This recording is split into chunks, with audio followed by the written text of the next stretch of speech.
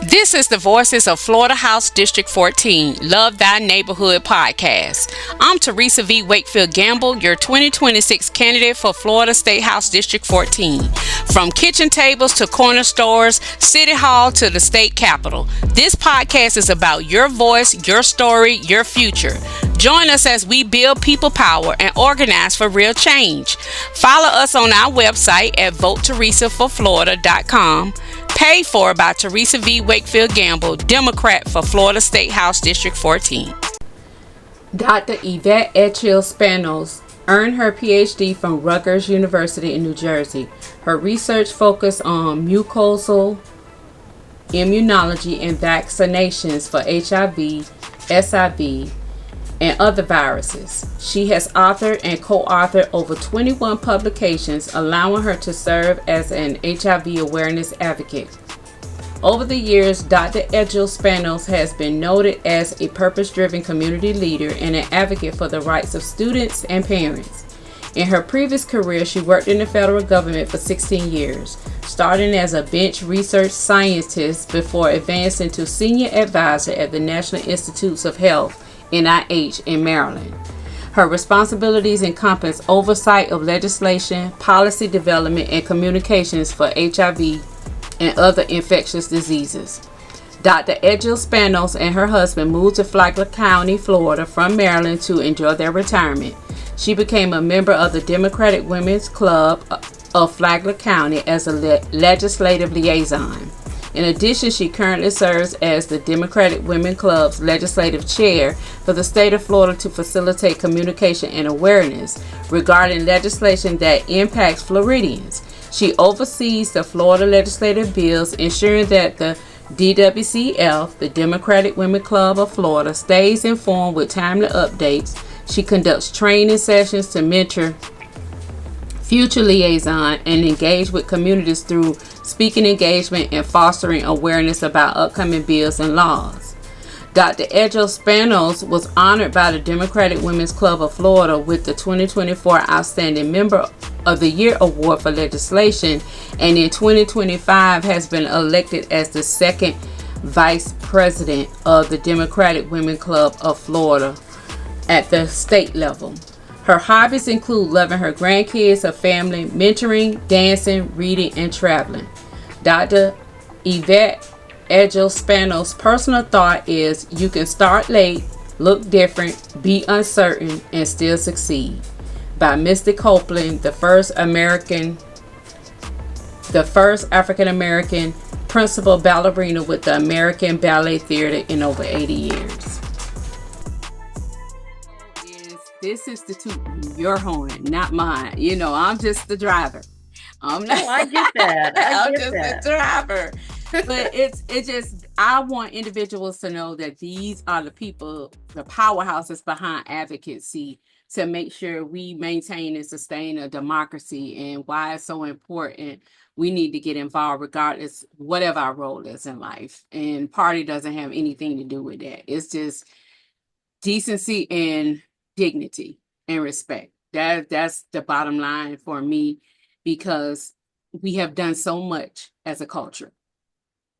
And a lot of it goes unnoticed.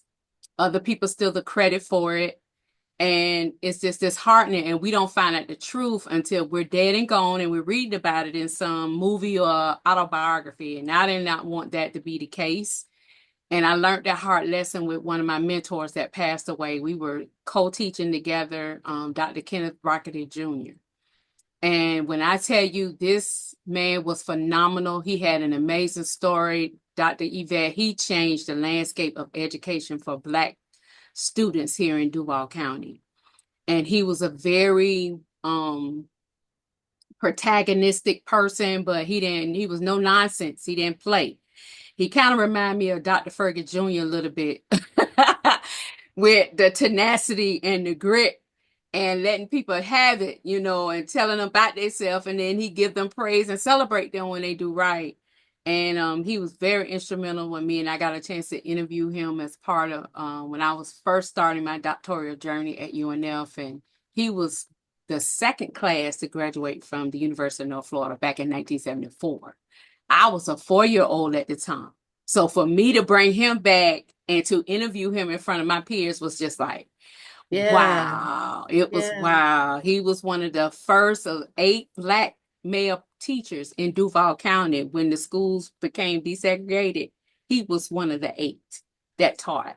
So, and I think, if I'm not mistaken, Congresswoman Corbin Brown, she had a resolution written for him in the Library of Congress. I said I was gonna find him and pay tribute to him, but I'm looking at this resume. I'm like, Lord have mercy. I say, this woman here. My mind was Well, like, stay focused on the topic. But I love what your background and what you've done, especially with NIH. Did you work with Dr. Fauci? I worked in his institute, in his Really? division. Okay, so NIH is made up of like 27, 28 institutes, Mm-hmm. and he oversaw the National Institutes of Allergy and Infectious Diseases, NIAID. Wow. And then from NIAID, I worked in DAIDS, which is the Division of AIDS. Wow. And Interesting. yeah, but before that, I did my postdoc, and I did my then I had gotten a job. I was hired to be a research biologist Hmm. doing HIV vaccines, which then led into other vaccines. And so I helped to grow my boss, I'm going to call her my boss's lab into one of the most productive laboratories that was doing HIV research at the time. But because Ooh. she fell, Hold it, hold it, hold it, hold it, hold it. Look, let's get started. Cause see, I need this on the podcast. Cause look, I get drawn in, and look, you'll have an audience of one, and nobody will get this story. But that is not the I case. get it, I get it. It's rich me. Furthermore, I praise you, my sister. Thank you so much for your Oh yeah, contributions. Thank you, same thank here you, to thank you. I you. mean, Oh, thank you. when you first joined our meeting and you started talking, I was like, oh, I don't know her. So Yes, yeah, I ma'am. mean, it's back at you. I think, the thing that I I recognize, and I've recognized this from for many, many years, is talent. Oh, wow. And I know how to coordinate that talent because everyone has different strengths as Mm-hmm. well as weaknesses. And it's about harmonizing, bringing that together Mm-hmm. and doing something huge with it. And wherever I've gone, that has been sort of my mantra, but I didn't realize it until many years ago that that's what I was doing. So, the first time I heard about being a change agent was I was hired to see, you've heard of monkeypox. Of course. Well, I did vaccines for monkeypox. What? Yes. Yes. Wow. And so they brought me on board to do that studies. And then when I looked around, I said, "You guys aren't doing it. Wait a minute. We gotta figure stuff out here." You're right. And so I went through, and they didn't even at the time, they didn't even have Wi-Fi. So I was writing, I mean, I get on a soapbox. I Mm-hmm. got on a soapbox. The parent company Mm-hmm.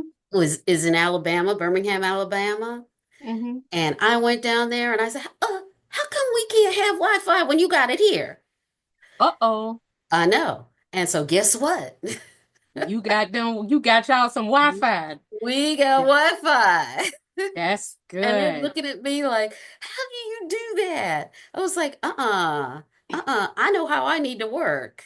I know how I need to work. Exactly. And And they had the tools to make sure to make you work smarter and not harder. I love see and they that. were working harder, let me tell you. I can But imagine. I'm looking. anyway, I'm looking at all these 21 publications. Oh Lord, let me hurry up. Okay, Oh yeah, let no, me get just go. started. Feel free to Google me. I have on there because my PhD is in laboratory medicine and experimental pathology. So the Wow. experimental pathology is like, um, it's looking at diseases. Mm, So, and people do experiments for diseases. right. So I then focused on what is called mucosal immunology and vaccines, Okay. vaccinology. Okay. And that is the wet surfaces of the body. The So, like your skin. eye is wet, your mouth, your nasal passages, your lungs, your Wow. intestines, your reproductive area, all that from A to Z. Whoa. That's one of the things that I studied, but I focused more on trying to create vaccines that because I loved influenza, so I wanted to do influenza. And so I wanted to create vaccines that a person could take either as a capsule and not Mm-hmm. just in the arm, because a lot of people have issues with getting shots. So Right. you could take it as a capsule or you could take it as a liquid. And so I was developing and working to develop that. And uh my advisor at the time, he sort of took my idea and started a multi-million-dollar company, and I didn't get no credit for it. Not even zero. But that's the story of the hidden stories behind some of the discoveries that are made, particularly by us. Wow. I'm gonna Yeah. do this. Welcome everybody. We on our Voices of Florida House District 14 podcast. We are having a serious conversation with my amazing illustrious guest, Dr. Yvette Edghill Spano, PhD. I am just fascinated with her background. I am not going to tell you any more about her. I'm going to let Dr. Yvette tell you herself. Welcome to the podcast, Miss Dr. Yvette. It has been a pleasure working with you with the Democratic Women Clubs of Florida Legislative Affairs. Just in this short window, you have helped me, educated me so much running as a candidate for office because I wanted to be equipped with how to write legislation, how to understand how the legislative process work. And you and your team that you put together across the state of Florida has been amazing. But ladies and gentlemen, we are talking about her amazing background as she is, oh my God, she has a PhD and she studied, you know, immunizations and vaccines with HIV and SIV and all the things that we have been hearing about, especially during the pandemic. But now, I mean, it's some amazing things that I always wanted to talk to a science about when it comes to vaccination. And little do I know that I'm gonna have the expert right here in the room today. Welcome, Dr. Yvette. Oh, Welcome, welcome, thank you. welcome. Thank you. And right back at you. I mean, you have such an impressive way of and ideas, amazing ideas that, believe it or not, I've been running with. Okay, so just so that you know. I love it. I love it. I love it. And That's one thing about me. I don't want to hone the idea. If I could do something or demonstrate how it can be done and you can do it different in your space, we all are winning together. That's how I look at it. absolutely. And the other thing about that is, I look at this as talents. We all have different talents Mhm. and they're God-given. Yes. Those God-given talents are not to be put under a bushel. They Mm. are to shine bright. And I look at it that if this was given to me, then I need to give to others as well. I need to Wow. be a resource for Yes. others as well. Yes. So I did quite a bit of my work with HIV, and there's a whole there's a story behind it.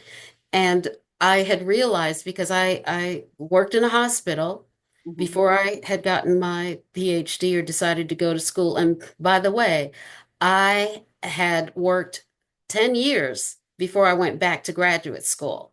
I was already in the Wow. workforce and I had two Okay. babies at the Wow. time that I Okay. joined, a 6-year-old and a 4-year-old. Oh, wow. And yeah, believe me, it was something. And I love them for for supporting me however That's they good. can in their little lives. But the thing was, I had a patient that I had to go see on a regular basis, and he was from Haiti, and he was dying from an unknown disease. Mm. And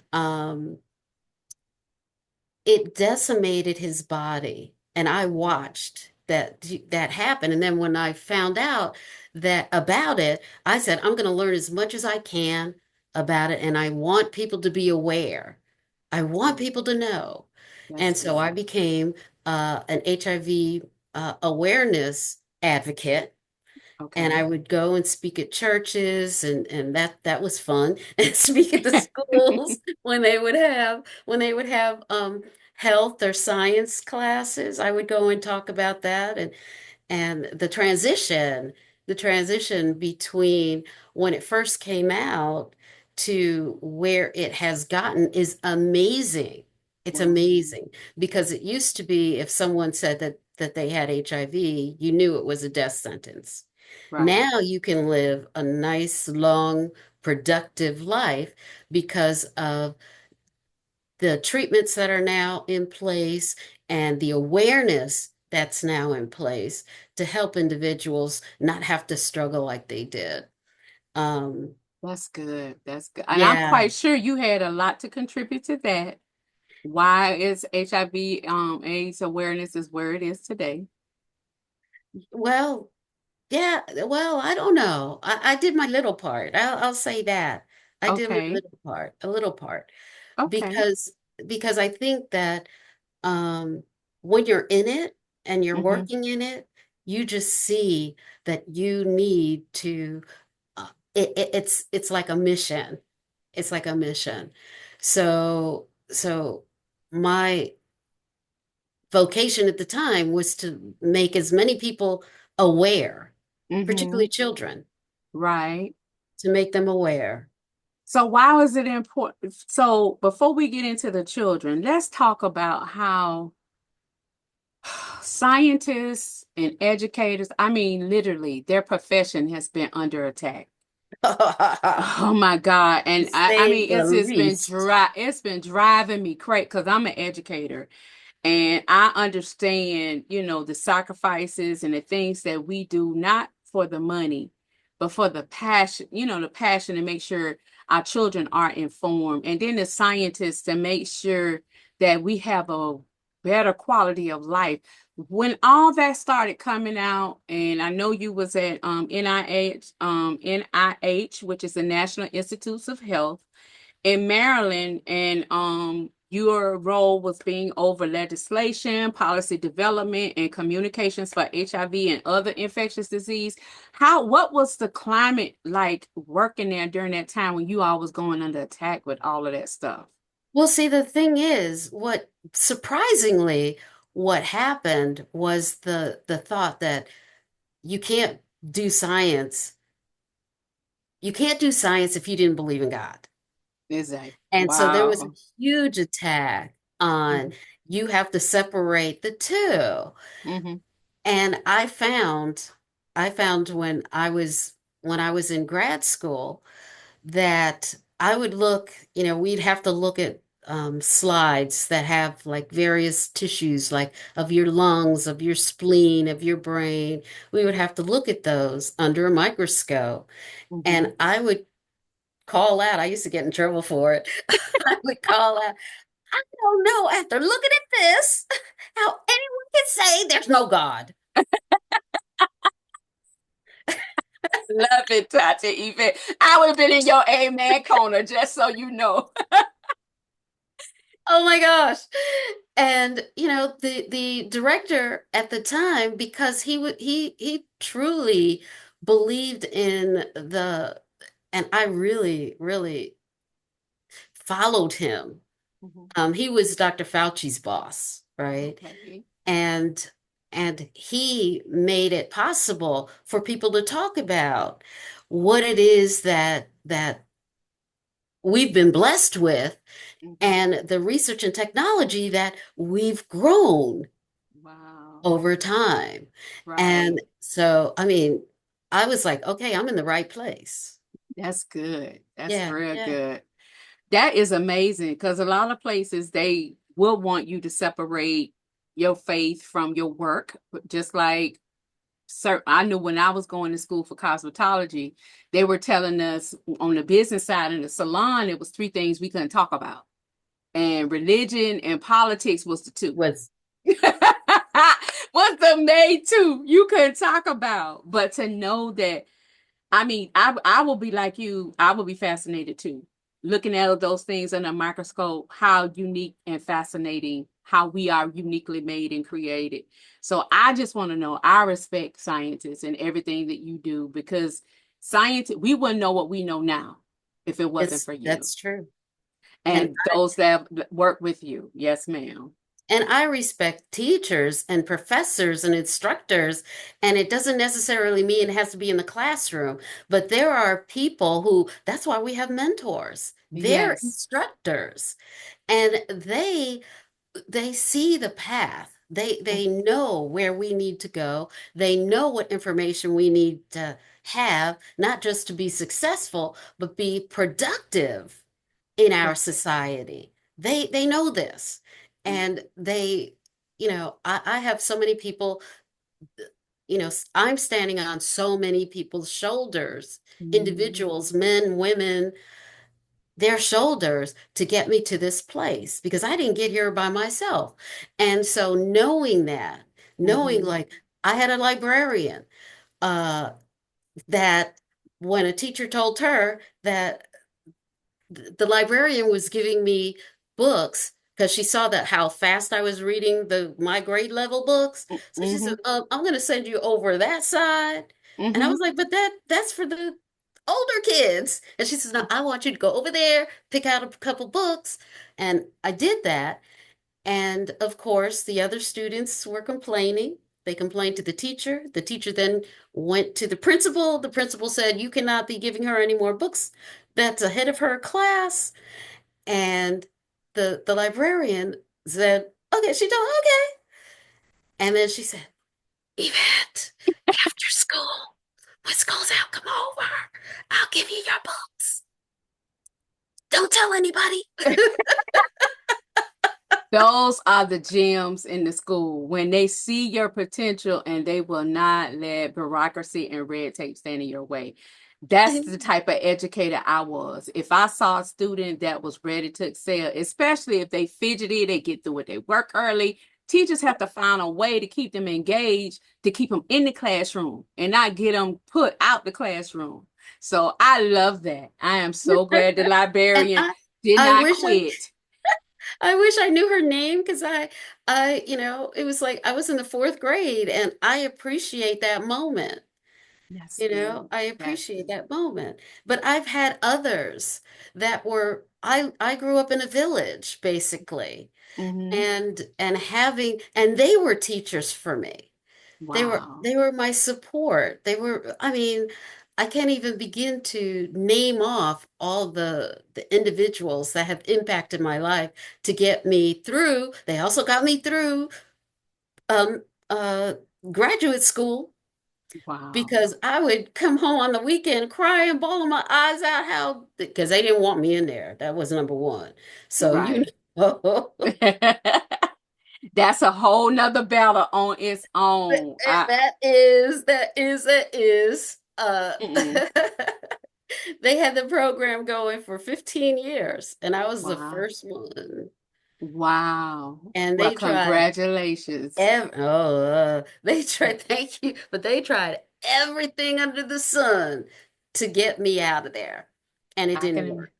I And could it didn't. now with at that type of adversity, Dr. Yvette, and we have the next generation of medical doctors and experts. Is so many of them graduating and getting into the medical space now because of the social determinants we have in our community.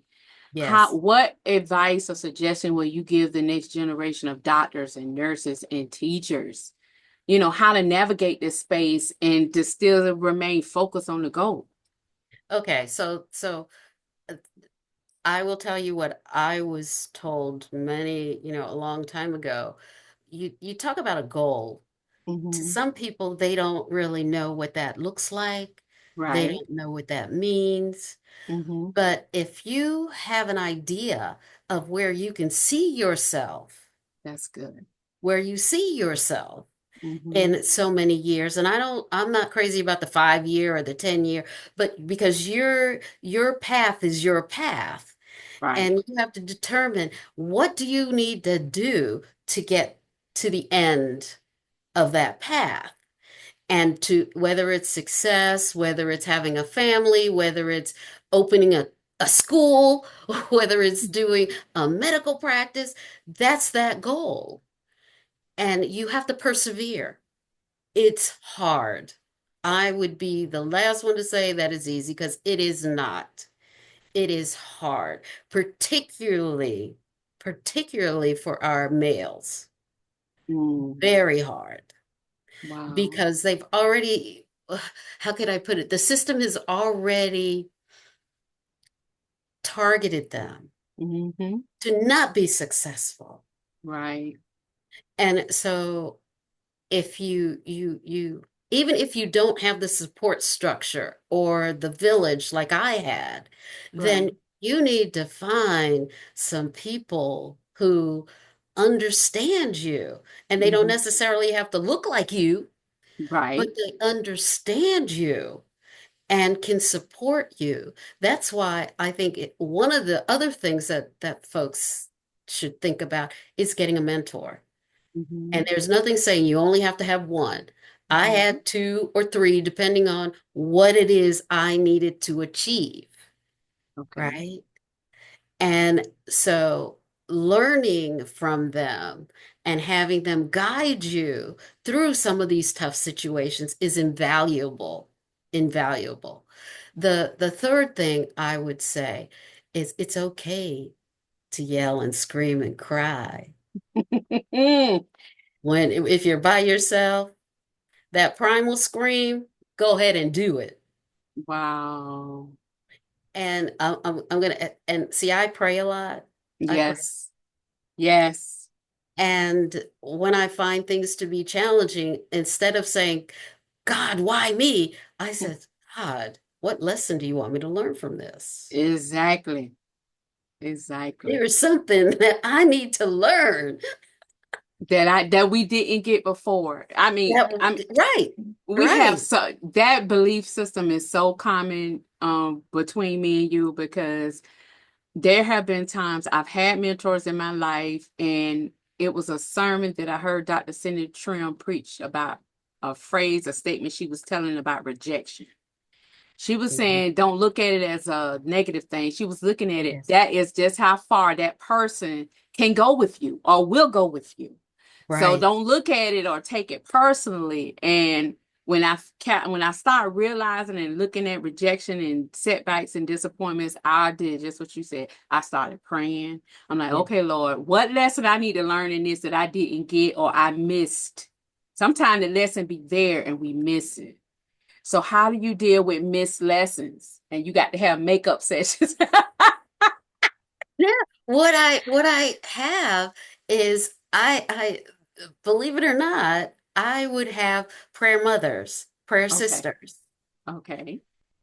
Sometimes, oh, not so much a prayer brother, but definitely a mother or a sister Mm-hmm. because they understand the struggle. They really Right. understand the struggle. And I suggest for the males, they find a prayer brother. They should Right. also find a prayer mother Mm-hmm. because she will pray you up. Not that the Yes. brothers won't do that, but it's a different kind of feeling that you get. Right. And it's not all about feeling, it's the knowledge. Right. It's the knowledge. And for me, that has always been my answer.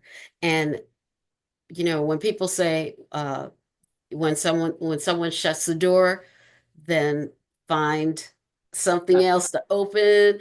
Well, that's I good. would I normally would tell people when someone shuts the door on you, you go find a rock in a window and you break that window, or you find someone who has the key to that Exactly. door. That's Because good. one individual isn't the all in all. There's always someone that they have to answer to. I like that. I like that a whole So, lot. so I would use, depending on if I can't find someone to help me with the key, Hmm. then yeah, baby, I'm looking for a rock. And I've had to use those rocks before. Wow. Well, I'm quite sure you have with the challenges and during the time that you have earning your PhD. I'm quite sure you did. And a lot of times they will call, what is the word, rambunctious, or they love to put this phrase on black women that we mad black women or crazy women. No, we're not crazy. We just passionate about what we know we need to achieve in this season, because we're not just doing it for the now. We're doing it for the future, or the next generation of Dr. Yvette, so the next generation of Yeah, Teresa's. And absolutely. and a lot of times, if we don't lay, I was telling someone the other day, I said, our ancestors, just like you was talking about earlier, we stand on shoulders of giants. We And do. lately, Dr. King's speech, I Have a Dream, has been really coming back up and resonate with me when I watched the video. And I was looking at all the people that was sitting in that room when he said that speech, Dr. Yvette. And it hit me. He wasn't just talking to the people in the room. He was speaking to the future, which is us. Yeah. And now with so many, we lost so many in COVID during the pandemic with the delay of the vaccinations, or the people really didn't take it serious because of misinformation, disinformation. The baton is now have been passed to the generation X. That's what I call the 70s babies, the ones that was born either in the middle of the civil rights movement or right after the Civil Rights Act was passed. With that being said, how does the Generation X, the 70 babies, the 60s and the late 60s and the early 70 babies, how do they lead now with all this massive disinformation and misinformation now? It's worse back then, but it stems from our history. What The would you thing, say to them? the thing is, what has happened, and I have to blame my generation and the next generation from me, is that we did not want our children to go through the same difficulties and challenges that we have. Wow. We wanted them to have, the pie in the sky mentality. We Hmm. wanted that. Yes. And because of that, it was hard for in my mind, and this is my own personal opinion, Hmm. that we lost the village. Wow. We lost the seniors, we lost the elders, Hmm. we've lost and it became me, myself, and I Yes. generation. Yes. I can make it on my own. I don't need anybody else. I can do this and I can do that. And if something doesn't go right, well, okay, I'm not going to do anything. And we became like that, and we allowed that to happen. We did. There are those who still live in areas that have the foundational support that not Hmm. every community has, Right. and they know what their role is. My parents used to say to me and my siblings, because I have six other siblings behind me, Hmm. the only thing I want you to do is get an education. Get an education. And that was it. And if I were to tell you all the jobs that none of them went into science, I was the only one. But but they allowed that freedom that whatever lessons I wanted to learn from being in science, which I started, believe it or not, in kindergarten, and that's a whole Mm-hmm. nother story. Um, but nowadays, and even for those that were born in the 60s and 70s,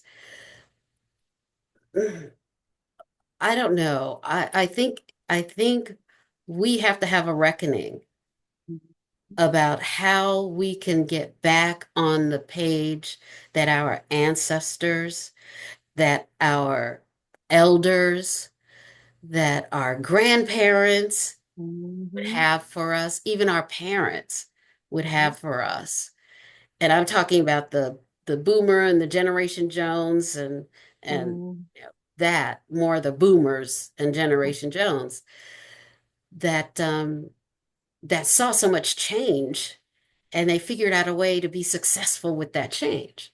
So we have to start bringing them back together, bringing them into the fold. And I'm constantly looking for young people that want to do something, but they don't know how. Right. And, like again, I try and reach out to them or Mm-hmm. try and reach out to someone who knows, Right. young people to be able to get them motivated to do I what we need to have done. I love that so much because I was telling my siblings, I'm like, we wasn't raised this way. But that mindset didn't come from our roots. I'm like, what are y'all thinking? What are y'all saying? And you are so right with the me, myself, and I mentality. I mean, it has ran rapid. I was telling my husband the other day because we was having this conversation about people's behavior, not whether you are a faith believer or not, just behavior in general. And the simplistic way I came up with, I say it's like a virus that has taken over our emotions, that has embedded, have been seeped into our character. And whatever your character, whatever our behavior is, it is attached to our character. That's the quote I've been saying lately. Our behavior is connected to our character. And I'm like, okay, we got to have someone or those folks that know the truth, the roots, the village, got to Well, be able to come with the vaccination, the vaccine to help get rid of that virus because it's so embedded so deep. Dr. Yvette, it is embedded real deep. we are in a time, we are in a time where misinformation and disinformation runs the roost. Mm-hmm. And truth, because I was talking to a friend this morning about truth. Uh-huh. Truth to some people, I know there's a saying about truth and a lie got in a lake or in a pond, and then a lie put on truth's clothes Mm. and walked out and pretended to be truth. Mm. That's what we're dealing with. Wow. That's what we're dealing with. Wow. And when truth comes along and says, that's not me, that's not me, everybody is like, wait a minute, they're wearing truth's clothes. Mm-hmm. So we know truth when we see it. Wow. Yeah, that That's is a what we're look, dealing with. yeah, that like wolf in sheep clothes. Uh-huh. Absolutely. Yes. But one of my other guests that's coming up in May, she said something so profound for the district I'm running for. And because of all the redistricting and the gentrification that has Oh, going on, it had made my district in particular, because it's a heavily 35 plus Democratic district where we lost our identity. And when she made that phrase, and I'm like, you know what? It is so right. And she was saying, we got to get our identity back. So I love your thing about truth, lie weighing truth clothes. But what make it so bad, there's another saying that I say, that secrets kills relationships. They don't build them. And we constantly, like you saying, misinformation, disinformation. Well, the lie is constantly trying to smother or suffocate the truth. Where it's tearing families apart, tearing children apart, tearing siblings apart. And your role with the Democratic Women Clubs of Flagler County as a legislative liaison, how has your expertise with your science background and oversight over legislation and policy development, how have you shifted from science to speaking the truth and doing service? To me, it's all the same path. It's all Mm, on the same path because that's who I am. The right, tools that I've used in the laboratory, even though they're not like I don't use a microscope now, but right. it's gathering information. Okay. It's about gathering information and then disseminating that information. And I look at it that people will accept or not whatever you're saying. And that's Mm, okay. That's okay. okay. I'm not one to beat something over someone's head because no, you have choice. Exactly. You have choice. God gave free will for a reason. Yes, ma'am. Yes, And that's how ma'am. I see it. And yeah, so when I first came into Flagler County, my dad used to live here. He, in fact, was the second president for the NAACP branch here, which was many moons ago. And I would come here and I was like so I loved it. I loved it. And I didn't think that I would be retiring in Mm, Flagler County, right? mm-hmm. And for those who don't know where Flagler County is, it's 30 minutes south of St. Augustine and 30 minutes north of Daytona. So that's the sweet spot. Spy. Yes, ma'am. It is. Yes, Okay, that's a ma'am. sweet spot. And so um I actually I'm gonna tell I don't know if you could see this. I received a Uh-huh. postcard. Oh, wow. Yes, I I can see received it. a yeah, a postcard for when I first moved there. And I said, "What? Let me go check it out." And I went to my first meeting. I was sitting there, I'm sitting in the back, you know, checking it out, seeing who's what, who's doing what. Because one of my mentors taught me you have to learn how to read the room, Okay. right? And Mm-hmm. so the one of the ladies said, "Well, I can't do legislation anymore." And I said, "Oh, okay." So I went up and said, "Legislation? What does that entail?" And Mm-hmm. they were like, "Oh, you're interested?" And I said, "Well, I used to do legislation, but it was in a different way and for a different level because what I did for my job went to the Department of Health and Human Services and to the White House. So, and policy as well. But this was very different. Well, I found out it was very different. Mm-hmm. And so I started out as a liaison, attending their meetings, and I was like, "Huh?" uh, and the individuals that were running it, I mean, this is what they were doing, and they've done it for years. And me being, like I said, when I went to my job and I heard and I saw that they didn't have Wi-Fi, I was like, we gotta do something about this. So I learned the lay of the land. I went to what was called tally days.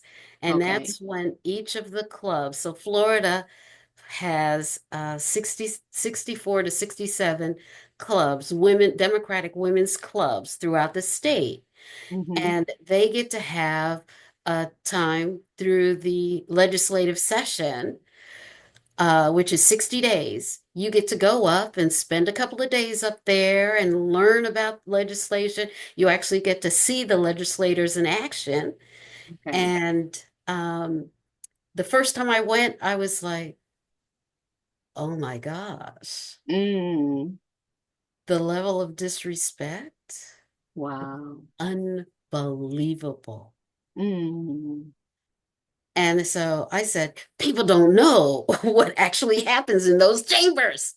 I want Wow. everybody and their cousin to come to Tallahassee and see it. And so that then started like a movement kind of thing. Hmm. The individual who introduced me to the legislation, she was very she was a mentor. I grabbed her as a mentor for me. And so she would say, these are the things that you can do, these are the things that you can't do, these are the things you can say, these are the things you can't say, and how to go, you go to a press conference, you go to a particular hearing for a bill. So she opened that door for me. That's good. Yeah. And when she did, uh, I was like on fire. I was on fire. Wow. Even though, and my husband can justify this, he will tell you, he would come into my office and I would be banging my head against the desk because I couldn't believe the laws, the bills that they were trying to get through to pass to become laws. Mm. But then I got past that phase because that was my growing phase. Right. How long did that phase take? I'm really gonna say once I got the hang of it and being able to interpret the bills, Mm-hmm. I would say about 3 months or so, Okay. because That's I'm sort fair. of a fast learner. That's fair. Yeah, That's and fair. and it may take people longer, Right. but for me, I would find a bill like I would just find a bill that I was the biggest one for me was the vouchers and HB1, which is the universal vouchers. Mm-hmm. And I saw that as a problem because they were taking money from the public schools Right. to fund charter schools and private schools and religious schools, and that's okay. Mm-hmm. But there wasn't it used to be with the voucher program, you could only make a certain income. Right. The cap was off. Wow. You could be a millionaire and you could have a child and you can get thousands of dollars for that one child to go to private school, Mm. right? So I had an issue with that. Of course. I Now had a this pet, I know you. I did too. Because my thing is, when I was during the day, when I was teaching, it was my understanding for the voucher program is for those students who either were bullied, special education, or parents who, needed their children to stay together and not be separated and needed help for the tuition, or you had a gifted child that was accelerated like yourself, and they needed to be in an environment where they can be themselves and excel. So I'm not totally against charter schools. It's this new not. transition they have gone to where it's you putting those children back in the environment that they left.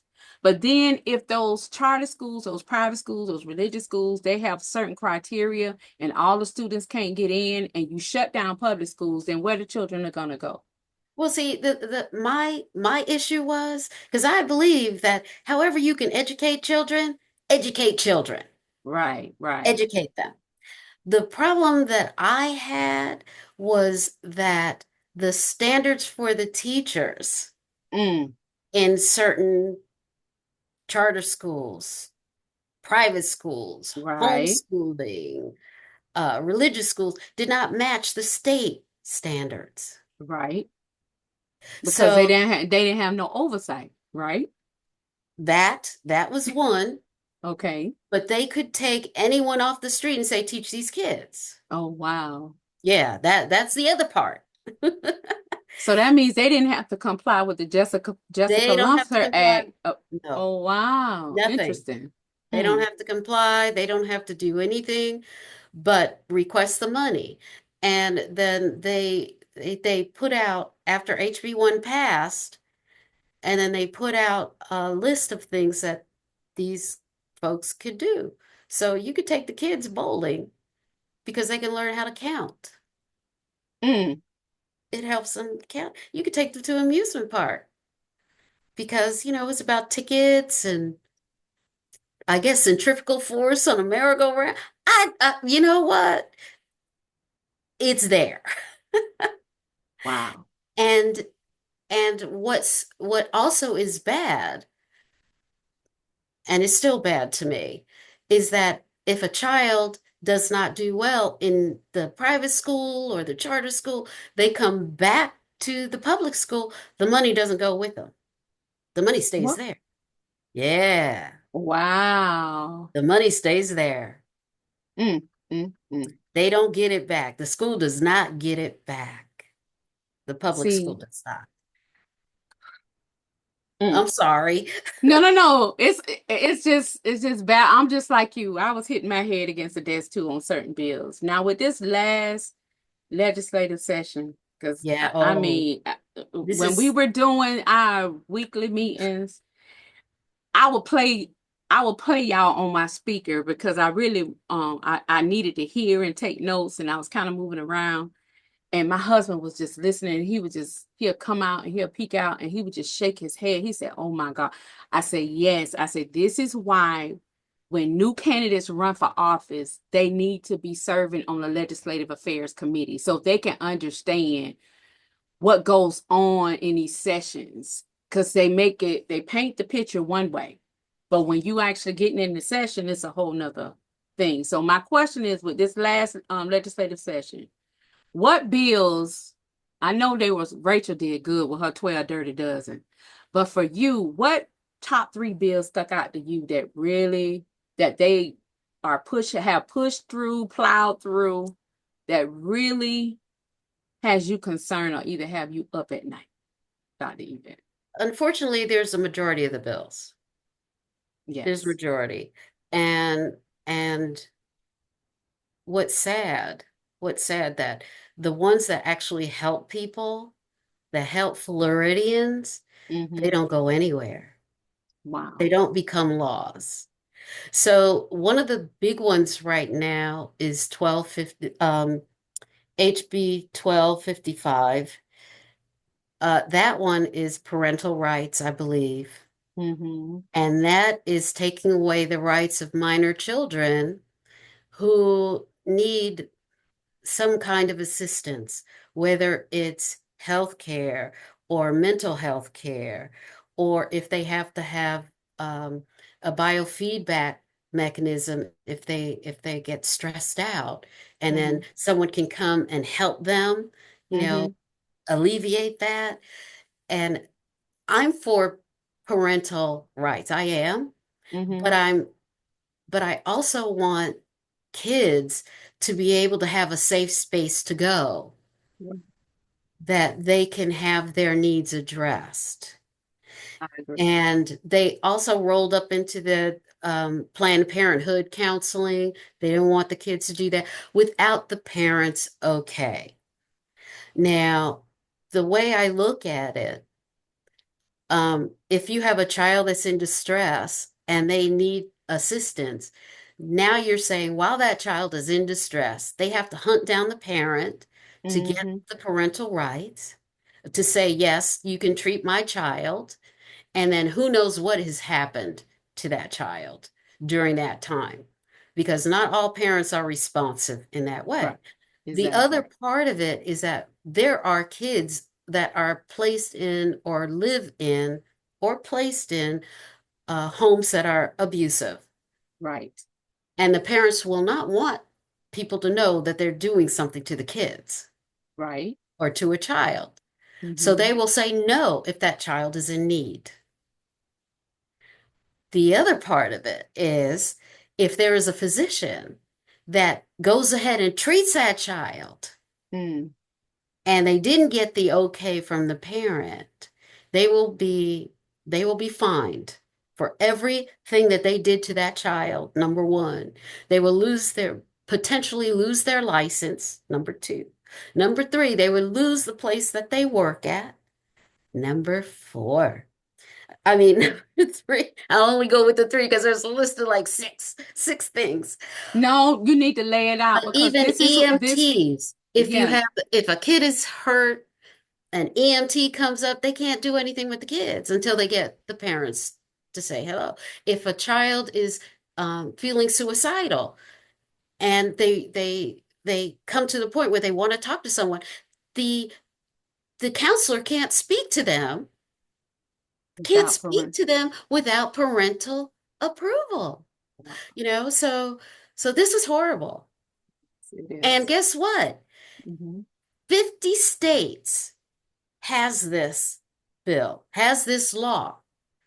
50 states. Well, now 49 states has it, and Florida is the only one that has rejected it. Mm. Florida. Okay. Sorry. Wow. I feel that. I feel that. I I really do. know, and I see it, and it's understandable because I'm looking at the back end of it. Because if those individuals who trained, went to school, got these credentials, got these license, and their goal is to save lives, no matter what it takes, and to But they have this can't now. law in place, No. that means they got to sit there and watch some kids suffer or possibly die, or Yes, if they are saved, their life is spared. Then they have traumatic issues they got to deal with, and they're upset because the first responders didn't do their job when you have legislation that tied their hands where they could. absolutely. I mean, that 100% to everything that you said. Wow. And it's unfortunate. It's unfortunate, but that's the way our state wants to go. The other one is House Bill HB 1505, Mm-hmm. which is the citizens, I'll just call it the Citizens Initiative Amendment. Mm. And this one, because we did such a fantastic job Yes. with what was called Amendment 4 for the Mm-hmm. for to not have the 6-week ban on abortion. Mm-hmm. And you know that a lot of propaganda went out saying that, oh, minors can now have abortions if you pass this. That was a lie. Right. They Right. can't get it without parental approval, Mm. right? So that was a lie. Mm-hmm. But anyway, you know Wow. that lie wearing truth's clothes. But anyway, Yes. um, Yes. Wow. so this one wants to disenfranchise citizens from Mm. putting an amendment on a voting ballot that Mm-hmm. is people driven. Wow. Mm. And one of the things that they have to do, so say I want to sponsor a bill that I would like to sponsor an amendment Mm-hmm. that we could have breakfast for kids, breakfast and lunch for kids on the weekends. Right.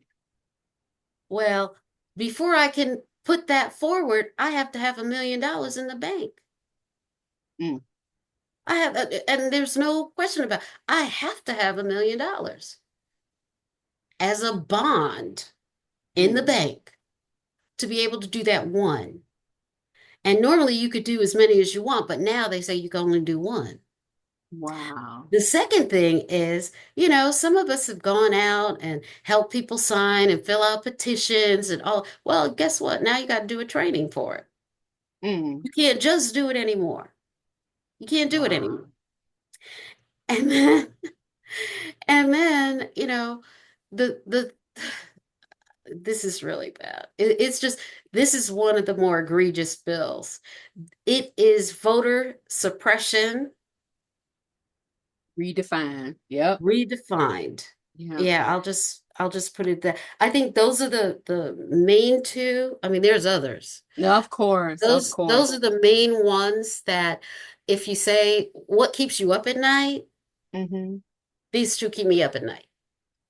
Yes. Okay, because you're taking away a citizen's right to Mm-hmm. decide what's best for the citizens, right? While getting paid with our tax dollars. Okay.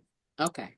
Oh, Okay. we Yes. Okay. So with that being said, those are two significant bills, and I was listening and reading and going through, and I was just looking at some of the bills that the incumbent that I'm running against, some of the bills she wasn't there to vote. Some of them she abstained. Some of them the one she did vote for didn't have anything to do with her county she represent. It was supporting someone else's.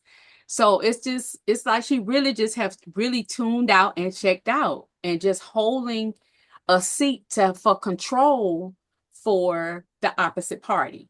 So with that being said, Dr. Yvette, I would like for you to tell our viewers, our listeners, especially women, men, and individuals who are not, regardless the register of their party, how can they get involved? Because we're going to need all hands on deck to get these folks out of these seats in 2026 or to be prepared when special elections or primary elections come up about so we can be able to get rid of this supermajority in Florida.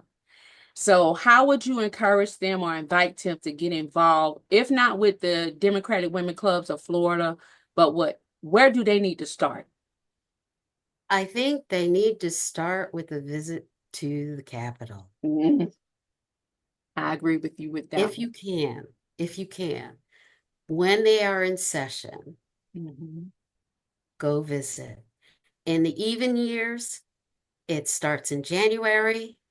In the odd years, it starts in March and it goes for 60 days. Now, we have an exception this time. This Mhm. session, we have an exception because they haven't worked out the budget. So they're going to be having extra sessions. So you could still go, Okay, you know, that's and good. see them in action. And it's going to be ugly.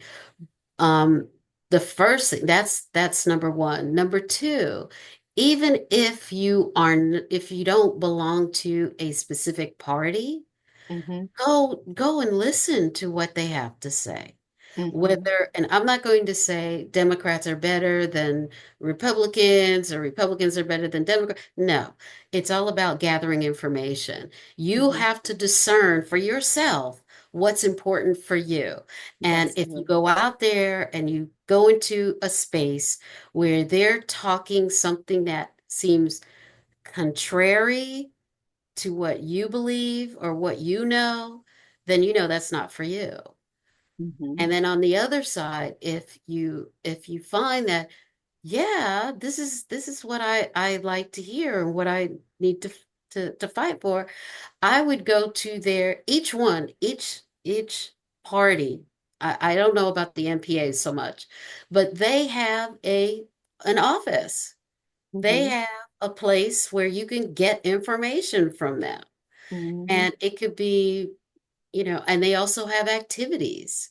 Mhm. Read your local papers. They also have when things are happening that are related to the legislature or the law. I mean, the Miami, I mean, what is it? Tampa Bay News and Mhm. Jacksonville News and Mhm. my county, the Flagler Live. They always have something that has to do with the legislature in it. Right. So, and that should open up a door for you to want to know more. You want to Of know more. course. And you can also see, I look at a wider umbrella, Mhm. um, because I know that people can't, they talk about separation of church and state. Mhm. It's important that you find like-minded individuals Right. that you can discuss Mhm. what's happening and be open to hearing what they have to say and not Right. become argumentative and not saying that's not true. No, just it's a learning experience. Right. You learn from that. And then finally for me is because I'm on the Democratic women's side, Black Caucus.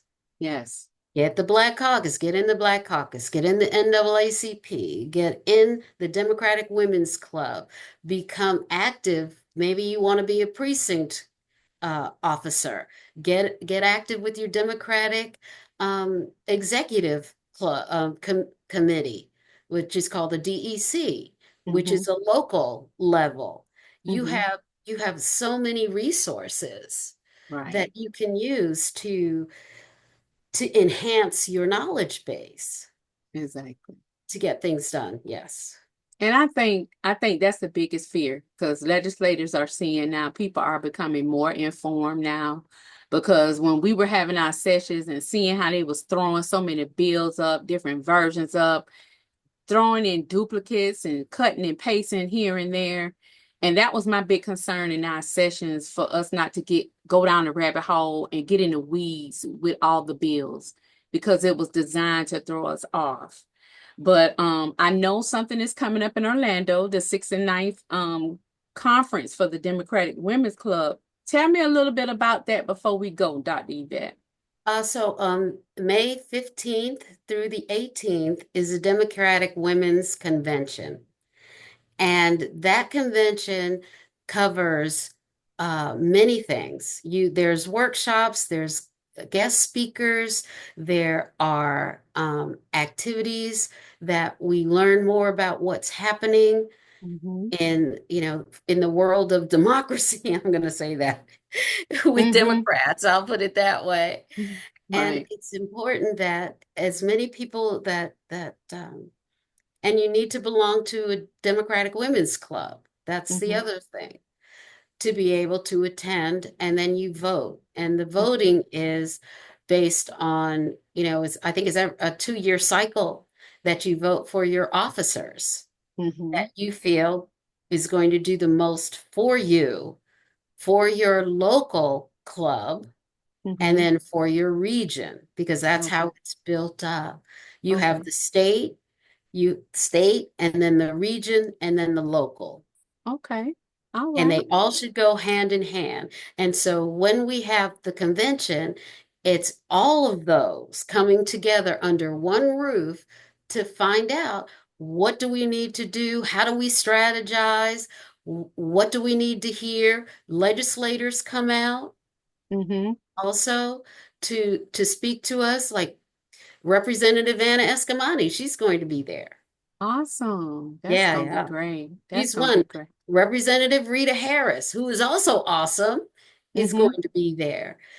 So it's important that we get in touch, not feel that we're an island all unto ourselves, because we're not. Exactly. We're not. Exactly. And I just want to mention that for me, when I first started being a liaison, it it was definitely hidden under a basket. And what I did with now being the chair of um, the legislative committee, is I open that up so people can see that it's not as mysterious. Yes. It's a little intimidating, yes, I'll give you Yes. that. But once you learn, you learn the Yes. language, and to be able to share the information so that more and more and more people, more and more organizations, more and more individuals will be aware. So we are unique. Our Democratic Women's Club our liaison committee, our legislative committee is different than a lot of the other groups, is because they usually do one or two topics. Right. I do 11 plus one, which is I, miscellaneous. So we yes. cover the whole gambit: health, health safety, gun safety, civil E- rights, Education. women, children, elder affairs. We Yes. cover environment. Uh-huh. You name it, we cover it. Now, it doesn't mean that we take on every single bill. Right. We look at what is the priority for, number one, the clubs, because Right. they have to decide what is a priority for them. Mm-hmm. Because where my club is, my priorities for my club is different than the priorities in the Panhandle. Correct. They have different priorities, but we have to bring them together as one, Right. and then ensure that the voices of everybody is heard. I love And that. then I've also tried to change, like they said, liaisons, which, is fine, but we're advocates. Mm-hmm. Advocates mean you have to go out there and do something. Yes, ma'am. Yes, ma'am. Yes, You have to go ma'am. out there. Liaison is we're side by side. We're liaisons. No, we are advocates Advocates. Yes, to I love get that. the word out about the bills, to participate in looking for good individuals like you, Teresa, to elect and to Yes, move forward for elections. I mean, this is yes, what we're about. yes. Um, and there's a lot more. So I am grateful. I am truly, truly grateful that, and I look at this as one of the things that God has blessed me with being able to do is to steer us in a way that it's open.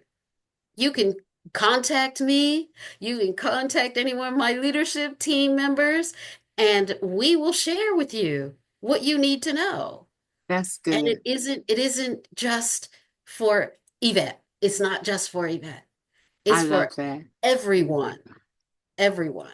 So yes. I love that, Dr. Yvette. I appreciate you so much for your wisdom, your expertise, your perspective on, just life in general and shifting from being science and then service and speaking truth and taking your skills. I love how you transferred your skill sets from the lab to legislation. It is beautiful thing to see. It's a beautiful thing to see.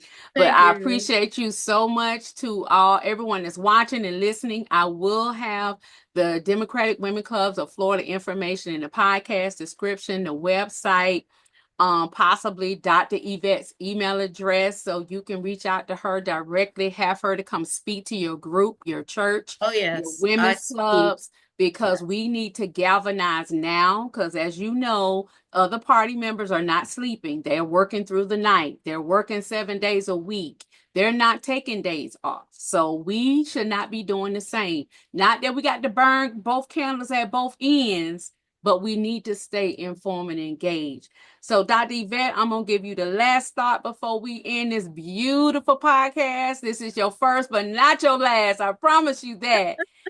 What is that one takeaway you want to give our listeners and our viewers today for them to become not liaisons, but advocates? The takeaway I would like for everyone who's listening and watching is to do not be afraid. That's good. Do not be afraid. There are, if you want to look at what it's like for legislation, then you can do that. If you want Mhm. to look at what it is for environment that you want to change, you can do that. If you are interested in education, now there's different steps that you could do for that. I used to be a student parent advisor in the school systems.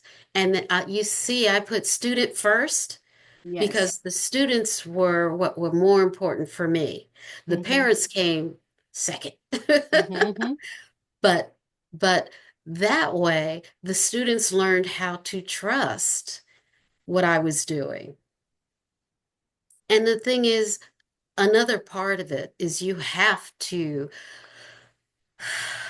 sort of toughen your skin. Mm-hmm. You are going to hear things, you're going to see things that may make you uncomfortable, that may hurt also. But the goal is to get as much information as you can and disseminate it and Mm-hmm. disseminate it and don't just take someone's word for it. You can go to the Florida Senate website, you can go to the Florida House of Representatives websites and look at the analysis that they have, which is really more in plain language for any of the bills that you're interested, Mm-hmm. right? Disabilities. I mean, you could search their websites for that, so that when you come across something that you're unhappy about, you can refer to, hey, this is what this bill does, and I don't like it. What Mm-hmm. can I do to change it? You can also reach out to your legislators. Find out who, even if it's on the opposite party, find out who it is and contact them and let them know that you are watching them and you need information from them. Mm-hmm. So thank you for this opportunity to share with you and You to are be so with you welcome. for this time. It's a pleasure. It's great. And as you can tell, I do what I have to say. Sometimes I have to get off my soapbox because I get on a soapbox. Okay. Just so you know. Yes. And we are allowed to do so. Thank you so much for Dr. Yvette for joining us for the Voices of Florida House District 14. Even though you don't live in Florida House District 14, but the information, the content, it is relevant across the state of Florida. And thank you Absolutely. for joining. And hopefully we gain some more members, some more advocates, Yes. individuals who are really going to take the legislative laws that's getting ready to roll into effect in our state more seriously and start paying more attention and calling our legislators out for them to stand up and do the right Yes. thing. And also Thank you. follow the money. That is most definitely true, especially that Hope Scholarship stuff that's going on. Oh, Most definitely. So thank you so much, Dr. Yvette, for thank joining you. us. Thank And you. we will speak with you soon. Yes, ma'am. Yes, ma'am. Have a good Bye-bye. one. You too. Thank you for listening to Voices of Florida House District 14. Love thy neighborhood. If you felt seen, heard, or inspired, share this episode, subscribe to our podcast, and spread the word across our district and beyond. From Durkeeville to Dunn Avenue, from East Side to Edgewood, from Springfield to San Marco, and across every street near the stadium downtown. We are building power, one voice at a time. Don't forget to sign the petition to get me on the 2026 ballot and donate $26 today to keep this campaign for the people, powered by the people. Schedule your story session, stay connected on social media, and join our volunteer team, digitally or in person, because change starts with us, right here, right now, right on your block. Until next time, love your neighbor, lift your voice, and let's fight for the future we all deserve. Paid for by Therese V. Wakefield-Gamble, Democrat for Florida House District 14. Produced by CRPC Now Media. Powered by Concierge Resource Professional Consultants, LLC.